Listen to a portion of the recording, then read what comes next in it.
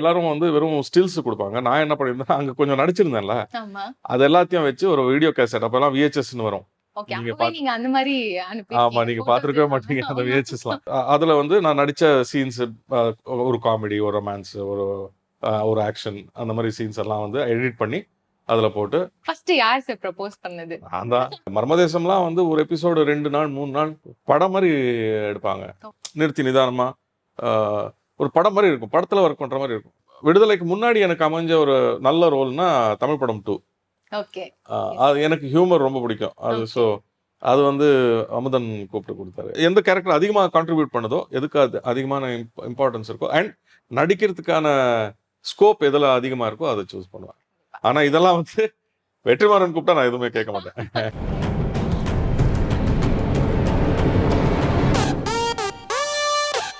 Vasanth TV நேயர்களுக்கு ஒரு பெரிய வணக்கம். இன்னைக்கு நம்ம கூட இன்டர்வியூல யார் இருக்காங்கன்னு பாத்தீங்கன்னா, நம்ம எல்லாருக்குமே தெரிஞ்ச ஒரு முகம் அண்ட் ஒரு நல்ல ஆக்டர். நம்ம சேத்தன் சார் நம்ம கூட இருக்காங்க. வணக்கம் சார். வணக்கம். எப்படி இருக்கீங்க சார்? நல்லா இருக்கேன். நீங்க எப்படி இருக்கீங்க? நல்லா இருக்கேன் சார். சோ உங்களை இன்டர்வியூ எடுக்க போறேன்னு தெரிஞ்ச உடனே நிறைய கொஸ்டின்ஸ் வந்தது. நிறைய விஷயம் பேசி தெரிஞ்சுக்கலாம் அப்படின்னு நானுமே ஆர்வலா உட்கார்ந்துருக்கேன். சோ ஃபர்ஸ்ட் நம்ம ஸ்கிராச்ல இருந்து ஆரம்பிக்கலாம். நீங்க வந்து பேசிக்கலி ஃப்ரம் பெங்களூர் இல்லையா? சோ பெங்களூர்ல இருந்து நீங்க சென்னைக்கு வந்த ஸ்டோரி அண்ட் உங்களுக்கு சினிமா மேல எப்படி இன்ட்ரெஸ்ட் வந்தது? சோ அத பத்தி கொஞ்சம் ஷேர் பண்ணுங்க. ஆக்சுவலி நான் பிறந்தது பெங்களூர். இங்க ஊர் பெங்களூர் தான் டெக்னிக்கலி. பட் நான் படிச்சு வளர்ந்ததெல்லாம் மைசூர். ஓகே. ஸோ பெங்களூரை விட எனக்கு சொந்த ஒரு மைசூருங்கிற மாதிரி தான் எனக்கு ஃபீல் ஆகுது. எனக்கு சொந்தம் அங்கே தான். ஏன்னா லாட் ஆஃப் சைல்ட்ஹுட் மெமரிஸ் எல்லாமே அங்கே தான் இருக்குது. ரெண்டாவது வந்து எனக்கு நடிப்பில் ஆசை, இன்ட்ரெஸ்ட்டுங்கிறது சின்ன வயசுலேருந்தே இருந்துச்சு.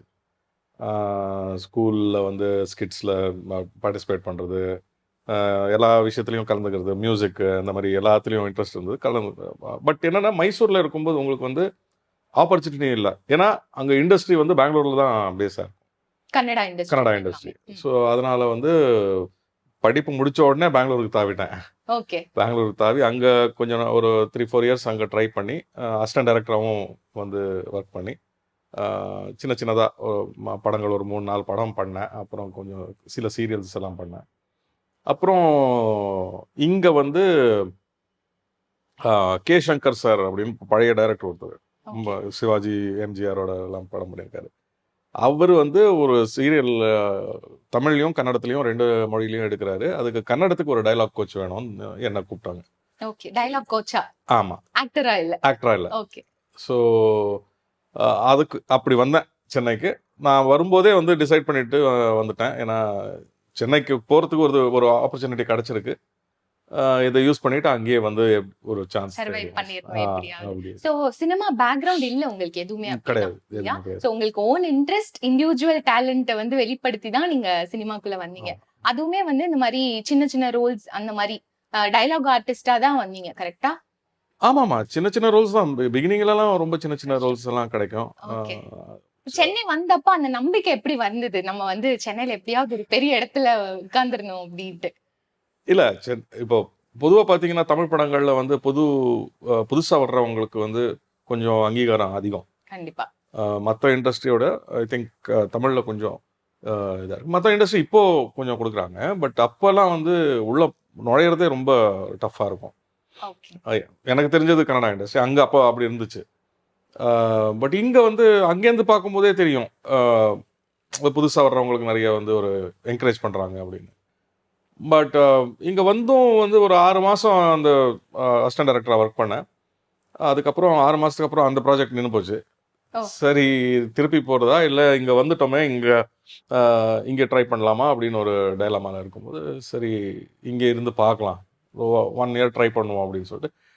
ஆனால் எனக்கு பெரிய ஹெல்ப்பாக இருந்தது அன்னைக்கு வந்து என்ன துவார்கேஷ் அப்படின்னு சொல்லிட்டு, துவார்கேஷ் சார் அவர் வந்து பெரிய ப்ரொடியூசர் கன்னடத்தில். அவர் சென்னையில் தான் இருந்தார். அவரோட பையன் தான் என்னை கூப்பிட்டது சென்னைக்கு. ஸோ அவங்க கிட்ட கேட்டேன், இன்னொரு 1 இயர் நான் ஸ்டே பண்ணலாமா? தாராளமாக இதுவும் வீடு ஸ்டே பண்ணேன் அப்படின்னு. அவங்க வீடே ஒரு சத்திரம் மாதிரி, நிறைய பேர் இருப்பாங்க. அவங்க ஃபேமிலி மெம்பர்ஸ் மட்டும் இல்லாமல் நான் என்ன மாதிரி இன்னொரு பையன் சஷின்னு ஒரு பையன், நிறைய பேர் இருப்போம். ஸோ அந்த வீட்டில் இருந்து டெய்லி போய் ட்ரை பண்ணுவேன், சான்ஸ் தேடி போவேன். அப்படி போகும்போது நாகா சார் வந்து ஒரு தடவை பார்த்தேன்.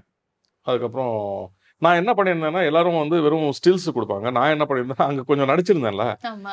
அது எல்லாத்தையும் வச்சு ஒரு வீடியோ கேசட், அப்போல்லாம் விஹெச்எஸ்ன்னு வரும். ஓகே. நீங்க அப்பவே நீங்க அந்த மாரி ஆமா, அனுப்பியிருக்கீங்க. நீங்க ஃபோட்டோஸ் பார்த்துருக்கவே எல்லாமே. மாட்டீங்க அந்த ஆமா. விஹெச்எஸ்லாம். புக் மாதிரி இருக்கும். ஓகே.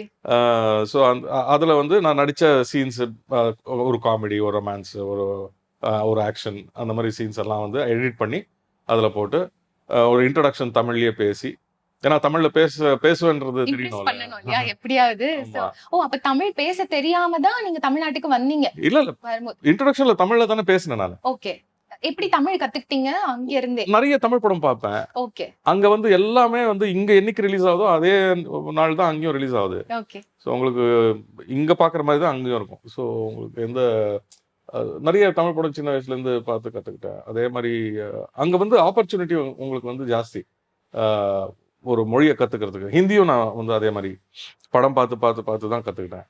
ஸோ அப்படி வந்தேன். நாகா சாருக்கு அந்த கேசட் கொடுத்து நிறைய டேரக்டர்ஸ் கொடுத்துருந்தேன். கொடுத்தீங்க. ஆமா. அந்த கேசட்டை பார்த்துட்டு மனசுல வச்சுட்டு இருந்திருக்காரு. ஃபாலோ அப்ல இருந்தேன். அப்பப்போ ஃபோன் பண்ணேன். அப்போல்லாம் மொபைல்லாம் கிடையாது. 90ஸ்ல லேண்ட்லைன் தான். லேண்ட்லைன்ஸ் தான். ஸோ அப்பப்போ ஃபோன் பண்ணுவேன். ஒரு நாள் திடீர்னு வந்து 97 ஃபெப்ரவரின்னு நினைக்கிறேன். 95 இங்கே வந்தது நான். 6 மாசத்துல அந்த இது நின்றுச்சு. அதுக்கப்புறம் 95லேருந்து 96 முழுக்க இதுதான் ட்ரை தான், ஓகே. ஸ்ட்ரகிள் தான். ஓகே. அப்புறம் 97 ஃபெப்ரவரிலையோ மார்ச்லையோ எங்கே இருக்க, இங்கே இருக்கையா பெங்களூரில் இருக்கியா அப்படின்னாரு. ஓகே. இல்லை சார் இங்கே தான் இருக்கேன் அப்படின்னு. அப்போ வா, நாளைக்கு வா, ஆஃபீஸ்க்கு வா அப்படின்னா. அப்பா எனக்கு ஒரு விடிவல் காலம் ஆமா. பிறந்த அது மாதிரி. வரைக்கும் சின்ன சின்னதாக பண்ணிட்டு இருந்தேன். ஓகே. பெருசா எதுவும் இல்லை. அப்போ போய் பார்க்கும்போது மர்மதேசம் பார்ட் 2 பண்றோம். அதுல நீ தான் மெயின், இந்த மாதிரி ஒரு கேரக்டர் அப்படின்னு ஹாப்பி. சொல்லிட்டு. ஆமா. சோ உங்களுக்கு கன்னடால இருந்து நீங்க வந்து தமிழ்ல பண்ணலாம் அப்படின்னு சூஸ் பண்ணி வந்தேன்னு சொன்னீங்க இல்லையா?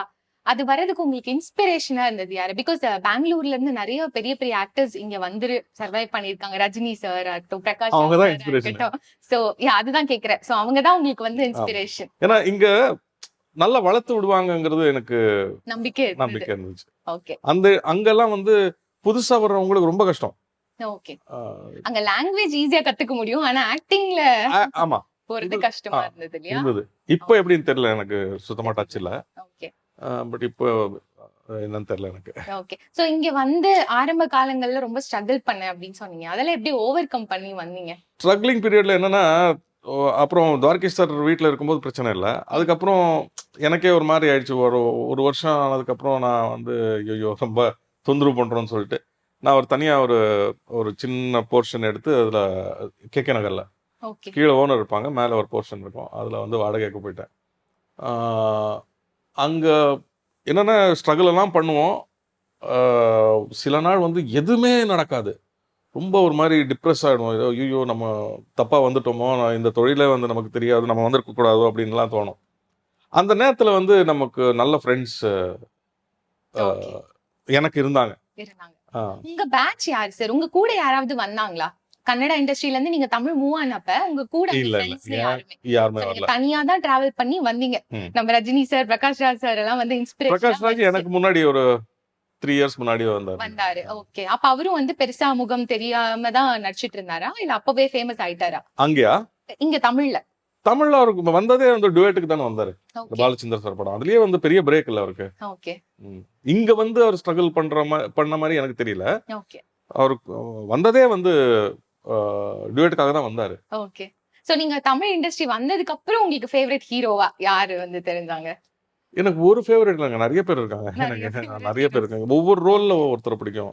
ஓகே. நீங்க அப்ப வந்து செட்டில் ஆயிட்டீங்க. உங்களுக்குன்னு ஒரு ரோல், உங்களுக்குன்னு கதாபாத்திரங்கள் எல்லாமே அமைஞ்சிருச்சு.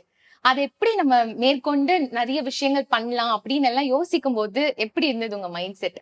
அடுத்து வந்து மூவில போகணும், அடுத்து இந்த மாதிரி பண்ணணும், பெரிய ஆளா ஆகணும், அச்சீவ் பண்ணணும், அந்த மாதிரி ஒரு நிறைய மிக்ஸ்டு மைண்ட் செட் இருந்திருக்கும் இல்லையா? ம். சோ அந்த டைம்ல உங்களுக்கு என்ன தோணுச்சு? இல்லனா கோ வித் த ஃப்ளோ, நான் அமைதியா அப்படியே போய்க்கிறேன், அந்த மாதிரி தோணுச்சா? இல்ல, ஃபர்ஸ்ட் வந்து சினிமால சாதிக்கணும் தான் வந்ததே. கரெக்ட்.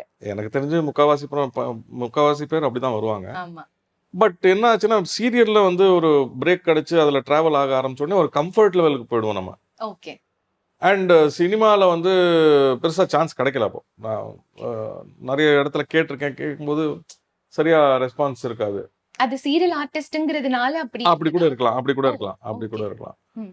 அண்ட் சரியா ரெஸ்பான்ஸ் இல்லாதனால நான் வந்து சரி இதில் நமக்கு ஒரு ஆண்டவன் நமக்கு இதில் ஒரு வழி காட்டியிருக்கான், இதை விட்டுட்டு ஏன் அதுக்கு போனோம். ஓகே. பட் ஃபினான்ஷியலி உங்களால சமாளிக்க முடிஞ்சதா சார்? சீரியலில் வந்து ரொம்ப கம்ஃபர்டபுளாக இருந்தது. ஓகே. டைமிங்ஸா இருக்கட்டும், பேமெண்டா இருக்கட்டும் எல்லாமே. ஓகே. சோ அண்ட் அதனால சீரியல்ஸில் வந்து அந்த டாப் ஆர்டிஸ்ட் கேட்டகரியில் போயிட்டேன் நான். ஆமா. மெட்டிவலி. ஆமாம், மெட்டிவலிக்கு அப்புறம் இல்லை மர்மதேசத்துக்கு அப்புறமே கொஞ்சம் அந்த க்ரீம் ஆர்டிஸ்ட் இதில் வந்துட்டேன். மெட்டிவலிக்கு அப்புறம் இன்னும் கொஞ்சம் இது அதை என்ன உயர்த்திச்சு. ஸோ அப்படி இருக்கும்போது ஃபினான்ஷியலியெல்லாம் ரொம்ப அங்கே தான் வந்து அது பண்ணும்போது தான் கல்யாணம் பண்ணேன், வீடு கட்டினோம். எஸ். கல்யாணம் பண்ணேன். இந்த பாயிண்ட். சோ மேம வந்து நீங்க தேவதர்ஷினி மேம வந்து நீங்க ஃபர்ஸ்ட் சீரியல்லே பாத்துட்டீங்க, ஆமாம் கரெக்ட்டா? ஆமாம். சோ உங்க லவ் ஸ்டோரி அத பத்தி எங்களுக்கு கொஞ்சம் அப்படியே சொன்னா நல்லா இருக்கும். லவ் ஸ்டோரிங்கிறது பெருசாக எக்ஸைட்டிங்காக ஒன்றும் இல்லைங்க. அது ரெண்டு பேரும் ஆர்டிஸ்ட் இல்லையா? சோ அதுவே எக்ஸைட்டிங் தான். அதனால நீங்க சொல்லலாம். இல்லை நிறைய இடத்துல சொல்லியிருக்கேன். என்னன்னா பெரிய ஒரு எதிர்ப்பு, ஒரு ட்விஸ்ட் அண்ட் டர்ன்ஸ் இருக்கிற ஒரு கதை அதெல்லாம் ஒன்றும் கிடையாது. இல்ல. மர்மதேசத்தில் மீட் பண்ணோம். ஆக்சுவலாக என்னன்னா இதில் ஒரே ஒரு இன்ட்ரெஸ்டிங் விஷயம் என்னன்னா தேவதர்ஷினிக்கு பதிலாக வேற இன்னொரு ஆர்டிஸ்ட்டை வந்து காஸ்ட் பண்ணியிருந்தாங்க அப்போ. ஓ. அவங்கள வச்சு ஒரு 2 நாள் ஷூட்டிங்கும் போயிட்டாரு நாங்கள் சார். அங்கே இது எங்கன்னா பொள்ளாச்சியில் நடக்குது ஓகே. அவுட்டோரில். ஸோ ஒரு 2 நாள் ஷூட் பண்ணதுக்கப்புறம் அவருக்கு இந்த ஆர்டிஸ்ட் வச்சு போக முடியாது, ஏன்னா ரொம்ப ஹெவி கேரக்டர், ரொம்ப முக்கியமான கேரக்டர். மர்மதேசம் பார்த்துருப்பீங்க. ஸோ அந்த பொண்ணை வச்சு பண்ண முடியாது அப்படிங்கிற மாதிரி அவருக்கு தோணி என்ன பண்ணிட்டாரு, ஷூட்டிங் நிப்பாட்டிட்டு இந்த மாதிரி வேற ஆர்டிஸ்ட் அனுப்புங்க, இது முடியல அப்படின்னு ஓகே. சொன்னார். ஸோ 2 நாள் வேலையே இல்லாமல் அங்கே உட்காந்துருக்கோம் பொள்ளாச்சியில். ஓகே. எனக்கு என்னன்னா பயம், இப்போதான் கஷ்டப்பட்டு ஒரு பிரேக் கிடைச்சிருக்கு, இங்கே வந்து 2 நாள் ஷூட்டிங் முடிச்சு திடீர்னு வந்து நிறுத்திட்டாங்கன்னா ப்ராஜெக்ட் என்ன பண்ணுறதுன்னு பல விஷயங்கள் ஓடும்ல மனசில். கண்டிப்பா. அண்ட் அந்த மாதிரி டயத்தில் வந்து உங்களுக்கு வந்து நெகட்டிவ் தான் நிறைய ஓடும். ஆமா. ஸோ அது அந்த ரீப்ளேஸ்மெண்ட்டாக வந்தது தான் தேவதர்ஷினி. ஓகே. ஓகே. ஆமாம். அவங்கள எப்படி பார்த்தோன்னே ஸ்பார்க் அந்த மாதிரி? அப்படியெல்லாம் கிடையாதுங்க. ஃபர்ஸ்ட் வந்து ஒரு ஃப்ரெண்ட்ஸாக தான் பழகணும். ஓகே. ஃப்ரெண்ட்ஸாக தான் பழகணும். அப்புறம் போக போக தான் அந்த புடிச்சது ஃப்ரெண்ட்ஷிப் வந்து. இல்லையா? ஆமாம். பட் எதிர்ப்புகள் இல்ல அப்படின்னு சொல்லியிருந்தீங்க. பட் நீங்க கம்ப்ளீட்லி ஃப்ரம் கன்னடா. உங்க மதர் டங்கே வந்து கன்னடா தான் இல்லையா? நீங்க பெங்களூர் ம். இருக்கனால. பட் மேம் வந்து தமிழ்நாடு தானே? ஆமாம். அது எப்படி எதிர்ப்பு இல்லாம ரொம்ப ஸ்மூதா போச்சுன்னு சொல்றீங்க? அது என்னன்னு தெரியல. அவங்க வீட்லயும் அந்த எதிர்ப்பு வரல, எங்க ஓகே வீட்லயும் வரல. சொல்லிட்டாங்க. ஓகே. ஆமா. ஃபர்ஸ்ட் யார் சார் ப்ரப்போஸ் பண்ணது? நான் தான். அதுல ஓகே. என்ன மேம் டவுட்? ஸ்டார்டிங்கே அக்செப்ட் இல்ல பண்ணிட்டாங்க. யோசிச்சு சொல்றேன் நாங்க. ஓகே. கொஞ்சம் டைம் கூட யோசிச்சு சொல்றேன். ஓகே. சோ பட் அப்பவே தெரியும், ஆமா அப்படிங்கிற ஆன்சர் தான் வரும்ன்றது தெரிஞ்சு. அவ்வளவு கான்ஃபிடன்ஸ். இல்ல தெரிஞ்சதுக்கு அப்புறம் தானே ப்ரப்போஸே பண்ணுவோம். ஓகே. அவ்வளவு முன் ஜாக்கிரதையா ஆமா இருந்திருக்கீங்க. ஆமா. ஓகே. சோ நீங்க ஸ்டார்டிங்லயே வந்து 2 பேரும் லவ் பண்ண ஸ்டார்ட் பண்ணிட்டு நிறைய ரோல்ஸ் ப்ளே பண்ணீங்க இல்லையா? நிறைய சீரியல்ஸா இருக்கட்டும், மூவிஸா இருக்கட்டும் எல்லாமே. ஒன்னாவா? ஆமா ஒண்ணா. ஒன்னா வந்து ரொம்ப எல்லாம் பண்ணல. மர்மதேசத்துக்கு அப்புறம் விகடனுக்கு ஒண்ணு பண்ணோம். ஓகே. அப்புறம் ஆர்பிஜி சரிகமா ஓகே. சரிகமான்னு கம்பெனி இருக்குல்ல, அவங்களுக்கு ஒண்ணு பண்ணோம். அதை தவிர்த்து மீதியெல்லாம் நாங்க ஒண்ணா பண்ணதெல்லாம் ஃபிலிம்ஸ் தான். ஃபிலிம்ஸ். ம். ஓகே. சோ ஃபிலிம்ஸ் பத்தி பேசலாம் அப்ப. சோ நீங்க கண்டினியூஸா ஒரு வருஷத்துக்கு குறைஞ்சது 2 மூவி நீங்க வந்து ஏதாவது ஒரு ரோல் ப்ளே இப்போ பண்ணிருக்கீங்க. இப்போ இப்போ இப்போ ரீசன்ட் ஆமா டைம்ஸ்ல ஆமா. இல்லையா? பட் நடுவுல ஒரு குட்டி பிரேக் உங்களுக்கு நான் பார்த்தேன். 2010ல இருந்து 14 வரைக்கும் எந்த ஃபிலிம்ஸ்மே நீங்க பண்ணல. பண்ணேன், பட் கொஞ்சம் ரேரா இருக்கும். Rare. ஒரு வருஷத்துக்கு 1 ஓகே. இல்ல மேக்ஸிமம் 2 அந்த மாதிரி இருக்கும். ஓகே. பட் அதர் டேஸ்ல அந்த மத்த வருஷத்துல எல்லாம் கண்டினியூஸா கொடுத்திருக்கீங்க இல்லையா மூவில? இப்போ இப்போ விடுதலைக்கு அப்புறம் 23க்கு அப்புறம் கண்டினியூஸா ஆமா. ரோல்ஸ் வந்துட்டே இருக்கு. எஸ். விடுதலை வந்து ஒரு 360 டிகிரி டர்னிங் பாயிண்ட்னே சொல்லலாம் உங்க ஆமா. லைஃப்ல. சோ எஸ் அத பத்தி சொல்லுங்க. வெற்றிமாறன் சார் கண்ணுல எப்படி சார் மாட்டுனீங்க? இல்ல வெற்றிமாறன் எனக்கு வந்து அவரு டைரக்ட் பண்றதுக்கு முன்னாடில இருந்தே தெரியும். ஓகே. நம்ம ஆடுகளம் நரேன் இருக்கார்ல, நரேனும் நான் எல்லாம் ரொம்ப ஃப்ரெண்ட்ஸ். நரேனுக்கு ரொம்ப க்ளோஸ் வெற்றிமாறன். ஓகே. ஸோ அடிக்கடி மீட் பண்ணுவோம். நான் நரேன் ஒன்றா இருக்கும்போது அவர் ஆஃபீஸுக்கு போவோம், இல்லை நாங்கள் இருக்கிற இடத்துக்கு அவர் வருவார். கதையெல்லாம் பொல்லாதவன் கதையெல்லாம் நான் கேட்டிருக்கேன். ஓகே. அவருக்கு ப்ரொடியூசர் கூட ஃபிக்ஸ் ஆகிறதுக்கு முன்னாடி, கமிட் ஆகிறதுக்கு முன்னாடி வந்து அந்த அந்த காலத்துல தெரியும். அப்புறம் பொல்லாதவன் ஸ்டார்ட் ஆச்சு. ஸ்டார்ட் ஆகி ஃபர்ஸ்ட் டே ஷூட்டிங், நாளைக்கு ஷூட்டிங்கு, இன்னைக்கு வந்து அந்த பேங்க் மேனேஜர் ரோல் யாருன்னு ஃபிக்ஸ் ஆகலை இன்னும். ஓகே. நாளைக்கு ஷூட்டிங், விடிஞ்சா ஷூட்டிங், என்ன பண்ணுறதுன்னு தெரியல. தனுஷ் டேட் இருக்குது, எல்லாம் ஃபிக்ஸ் ஆகிடுச்சு. ஆஃபீஸ் எல்லாம் இதாகிடுச்சு, லொக்கேஷன்லாம் ஃபிக்ஸ் ஆகிடுச்சு. விடிஞ்சா ஷூட்டிங்கு. அந்த பேங்க் மேனேஜர் ரோலுக்கு ஆள் கிடைக்கல.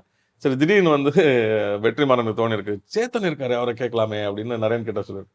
நரேன் வந்து நான் கேட்க மாட்டேன், நீங்கள் வேணா கேளுங்க, அது ரொம்ப சின்ன ரோல். ஓகே. அதுக்கப்புறம் இன்னொருத்தர் பிருத்வின்னு ஒருத்தர் இருக்காரு. அவர் அப்போ வெற்றி கூட இருந்த கோ டைரக்டரா. அவர் ஃபோன் பண்ணாருன்னு நினைக்கிறேன். அவர் கால் பண்ணாரு. இந்த மாதிரி ஒரு நான் வெற்றி நீங்கள்லாம் பண்ணும்போது நான் மாட்டேன்னு எப்படி சொல்ல முடியும் கண்டிப்பா. அப்படின்னு சொல்லி போனேன். ஒரு நல்ல எக்ஸ்பீரியன்ஸ். சின்ன ரோல் பட் நல்ல எக்ஸ்பீரியன்ஸாக இருந்தது. யா பட் உங்களுக்கு வந்து அவர் ஒரு ஸ்டேஜ்ல சொல்லியிருப்பாரு வெற்றிமாறன் சார், அவரோட ஃபர்ஸ்ட் ஷாட்டே ஆமா, வந்து ஃபர்ஸ்ட் ஷாட்டே நான். தனுஷ் சாருக்கும் உங்களுக்கும் தான் ஆமா, அப்படின்ட்டு. கேமரா இப்படி என்டர் ஆகி ஆஃபீஸ்க்குள்ள எப்படி போவோம், கேமரா எங்க பின்னாடி ஃபாலோ பண்ணிட்டு வரோம். அந்த மொமெண்ட் எப்படி இருந்தது? ஜாலியா இருந்தது. ஜாலியா பிகாஸ் உங்களுக்கு ஆல்ரெடி அவர் தெரியும் தெரியுங்கிறதுனால ஒண்ணு. ஃபீலா? ரெண்டாவது வந்து ரொம்ப தெளிவா இருந்தார் அப்போவே. ஓகே. இந்த ஷாட் இப்படி வேணும் அவ்வளவுதான். இது கன்ஃபியூஷனு இங்க இங்க வைக்கலாமா அங்க வைக்க கூடாதா எந்த கன்ஃபியூஷன் அந்த ஆன் ஸ்பாட்ல மாத்துறது அதெல்லாம் இல்ல. ஆஹா பக்காவா இருந்தது. ப்ரீ பிளான்டா ரொம்ப ஆமாமா ரொம்ப தெளிவா எடுத்தாரு. ஓகே. சோ எஸ், விடுதலையில உங்க ரோல் த ஓசி ரோல் அது வந்து உங்களுக்கு லைஃப்ல நிறைய விஷயங்கள் மாத்தி இருக்கு இல்லையா? சோ அந்த ரோலை பத்தி நீங்க என்ன நினைக்கிறீங்க? மக்கள் நினைக்கிறது பயங்கர நெகட்டிவான ஒரு ரோல் அது. உங்களுக்கு அதுக்காக நிறைய அங்கீகாரங்கள் திட்டும் வந்தது இல்லையா? பயங்கரமா. திட்டுதான் அங்கீகாரமே. ஆமா கண்டிப்பா. நெகட்டிவ் ரோல் பண்ணுவோம். எஸ், நீங்க அத கேட்ட உடனே இந்த மாதிரி வெற்றிமாறன் சார் வந்து உங்களுக்கு கால் பண்ணி ஆஃப்டர் லாங் பிரேக், ஆமா. பொல்லாதவனுக்கு அப்புறம் உங்களை அப்பதான் அவர் 13 கூப்பிட்டாரு. இயர்ஸ் கிட்டத்தட்ட. ஓகே. இது 2006 நினைக்கிறேன். ஓகே. 13 15 இயர்ஸ் 2021 விடுதலை. விடுதலை ஓகே. ஸ்டார்ட் பண்ணது. ஓகே. பட் எனக்கு ஒரு டிசம்பர் போல எனக்கு கால் வந்தது. ஓகே. அவர் கூட ராபர்ட் செல்வம் இருக்காரு, அவரோட கோ டைரக்டர். ஓகே. அவர் தான் ஃபோன் பண்ணாரு. அவர் கால் பண்ணி வெற்றி பார்க்கணும்னு சொல்றாரு. எங்க இருக்காரு அது? ஆவடி அந்த போலீஸ் ட்ரைனிங் இது இருக்குல்ல, அங்க வந்து அந்த மார்ச் பாஸ்ட் அதெல்லாம் எடுத்துட்டு இருந்தார், சும்மா ஸ்டாக் ஷாட் மாதிரி. ஓகே. ஸோ அங்க இருக்காரு. சரி வரேன்னு சொல்லிட்டு போனேன். நீங்க என்ன நினைச்சிட்டு போனீங்க? இல்ல ரோல் ரோல் கொடுப்பாரு அப்படின்ட்டு தான். அதுதான். Okay. இல்ல ஃபர்ஸ்ட் பார்க்கணுன்றாரு, அதுக்கு சூட்டபிளா இருந்தீங்கன்னா நேர்ல பார்த்துட்டு அப்புறம் ஃபிக்ஸ் பண்ணலான்னு இருக்காரு ஓகே. அப்படின்னா சரி ஓகேன்ட்டு போயிட்டேன். போனதுக்கப்புறம் பார்த்துட்டு அப்படி மேலே இருந்து கீழே அப்படி பார்த்தாரு. Okay okay right okay dates எல்லாம் சொல்லுவாங்க அப்படின்னு சொன்னாங்க. சந்தோஷமா வீட்டுக்கு வந்தேன். ஆடிஷன்ல எதுவுமே வைக்கலையா? இல்ல இல்ல. அவருக்கு தான் என்ன தெரியுமே. தெரியும். பட் இருந்தாலும் அந்த ரோலுக்கு நீங்க சூட் ஆவீங்களா? ஏன்னா அது ஒரு பயங்கரமான ஒரு ரோல். ஆமா, சோ அது என்னமோ பார்த்திருக்காருன்னு நினைக்கிறேன். அவர் பயங்கரமா அப்ப பிளான் பண்ணிட்டு இருக்காரு முன்னாடியே உங்களை தான் ஃபிக்ஸ் பண்ணணும் அப்படின்ட்டு இல்லையா? அது தெரியல. பட் எனக்கு ஒரு நல்ல ரோல் கொடுக்கணுங்கிறது அவர் மனசுல இருந்திருக்கு.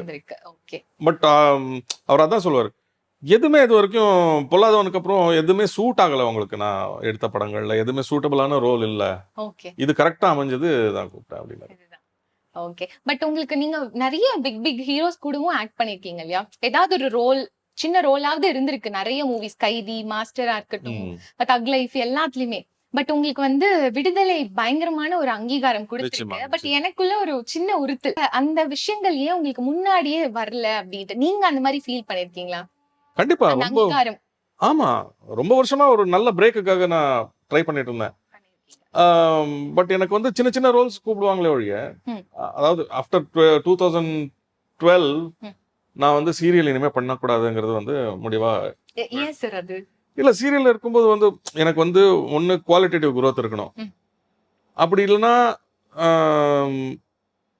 ஃபினான்ஷியலாவோ ஏதோ பெட்டரா இருக்கணும். ரெண்டும் நடக்கல. ரெண்டாவது வந்து சீரியல்ஸ் வந்து கண்டென்ட் வைஸ் பார்த்தீங்கன்னா அங்கேயே அதே இடத்துல ஸ்டாக்னேட் ஆன மாதிரி எனக்கு ஒரு ஃபீலிங் வந்தது. நான் வந்து அதாவது நீங்கள் வேலைக்கு போகும்போது சந்தோஷமா இருக்கணும் இல்லையா? அங்கே போய் ஐயோ ஷூட்டிங் முடிஞ்சா போதும்னு அந்த மாதிரி ஆயிடுச்சுன்னா அதுக்கு மேலே பண்ணுறதுல அர்த்தமே இல்லை. ஓகே. அது வந்து பட் உங்களுக்கு சீரியல் தான் ஸ்டார்டிங் ரொம்ப ஃபினான்ஷியல் எல்லாமே சப்போர்ட் பண்ணுதுன்னு சொன்னீங்க. அது வந்து உங்களுக்கு கதைனால அந்த மாதிரி மாறி இருக்கா, இல்ல சீரியலே உங்களுக்கு போர் அடிச்சது? போர் தான். ஏன்னா அந்த டெய்லி சீரியல்ஸ் பண்ணும்போது ஒரு மொனாட்டனி செட் ஆயிடும். அப்புறம் வந்து ரொம்ப போர் அடிச்சிடும். லைஃபே ஒரு மாதிரி சிம்பிள். அண்ட் எங்க போனாலும் ஒரே மாதிரி சீன்ஸ், ஒரே மாதிரி எமோஷன்ஸ், எடுக்கிறதும் ஒரே மாதிரி எடுப்பாங்க. அது அது ஆரம்பத்துல அப்படி கிடையாது. ஆரம்பத்துல எல்லாம் ஒவ்வொரு டைரக்டர் ஒரு ஸ்டைல் இருக்கும், நல்லா எடுப்பாங்க. மர்மதேசம்லாம் வந்து ஒரு எபிசோடு 2 நாள் 3 நாள் படம் மாதிரி எடுப்பாங்க. மர்மதேசம் மட்டும் இல்லை, அதுக்கப்புறம் நான் வீக்லி சீரியல்ஸ் பண்ணும்போது திருமுருகன் வந்து பஞ்சவர்ண கிளி அதெல்லாம் பண்ணும்போது 2 days ஒரு எபிசோடு எடுப்பாங்க. ரொம்ப நிறுத்தி நிதானமாக ஒரு படம் மாதிரி இருக்கும், படத்தில் ஒர்க் பண்ணுற மாதிரி இருக்கும். இந்த டெய்லி வந்து என்ன ஆயிடுச்சுன்னா ஃபாஸ்ட்டாக நீங்கள் ஒவ்வொரு மாதமும் 20 எபிசோடு 21 எபிசோடு நீங்கள் கொடுத்துக்கிட்டே இருக்கணும் ஃபேக்ட்ரி மாதிரி. ஆமா. அப்போ வந்து எழுதுறவங்களுக்கும் டைம் கிடையாது, எடுக்கிறவங்களுக்கும் டைம் கிடையாது. ஸோ ஒரு மாதிரி அந்த இதில் மாட்டிக்கிட்டு எனக்கு வந்து ரொம்ப ஒரு கழுத்து நெரிக்கிற மாதிரி ஆயிடுச்சு. எப்படியாவது மூவிஸ்ல ஆமாம், ஜம்ப் வந்து பண்ணி 2012 வெளில வந்துட்டேன். ஓகே. நீங்க அப்ப சீரியல்ல இருக்கும்போதே மூவிக்கே ஜம்ப் ஆகலையா? இல்ல, ஸ்டாப் இல்ல. பண்ணிட்டு கம்ப்ளீட்டா ஏன்னா அப்போ இன்னொன்று இருந்தது, சீரியல் ஆர்டிஸ்ட்டுக்கு சினிமாவில் கிடைக்கிறதே கஷ்டம். ஓகே. அது காரணம் என்னவா இருக்கும் தெரியல, அது அவங்கள தான் கேட்கணும். ஓகே.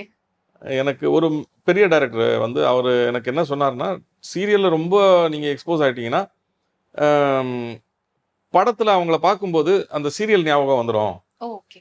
அண்ட் ஏன்னா நீங்கள் ஈஸியாக அவங்க ஃப்ரீயாக அவங்க வீட்டுக்கு போயிடுறீங்க டெய்லி. ஸோ அந்த ஆளை வந்து ஸ்க்ரீனில் காசு கொடுத்து 100 ரூபா கொடுத்து ஏன் பார்க்கணும் அப்படிங்கிற ஒரு ஃபீல் வந்துடும் அப்படின்ற லாஜிக் எனக்கு சொன்னார். அது எனக்கு தெரியல, அது அப்படி உண்மையாகவே பார்க்குறவங்க ஃபீல் பண்ணுவாங்களாங்கிறது எனக்கு தெரியல. அந்த பெரிய டைரக்டர் ஒருத்தர் எனக்கு சொன்னது.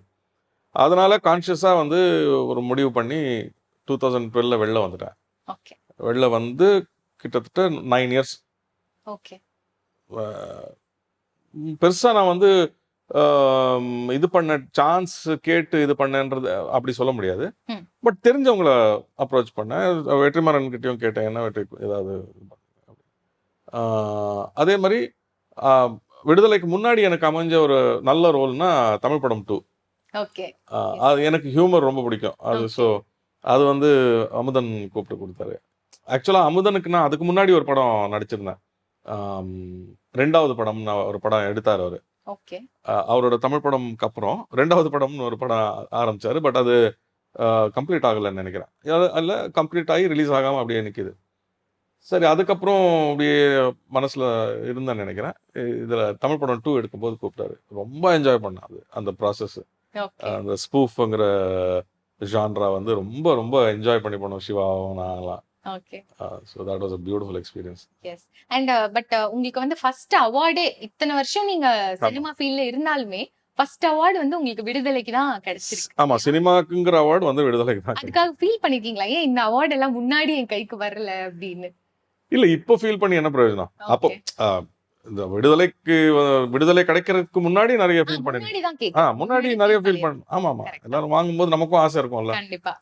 பட் உங்களுக்கு உங்களோட ரோல் எல்லாமே நல்ல ரோல்ஸ் தான் இருந்திருக்கு இல்லையா? பட் அதுக்கான அங்கீகாரம் தான் உங்களுக்கு கொஞ்சம் லேட்டா. இல்ல, ரோல்ஸே வந்து தமிழ் படம் 2 தவிர மத்ததெல்லாம் சின்ன சின்ன ரோல்ஸ் தான் எனக்கு கொடுப்பாங்க இதுல. ஓகே. ஃபிலிம்ஸ்ல.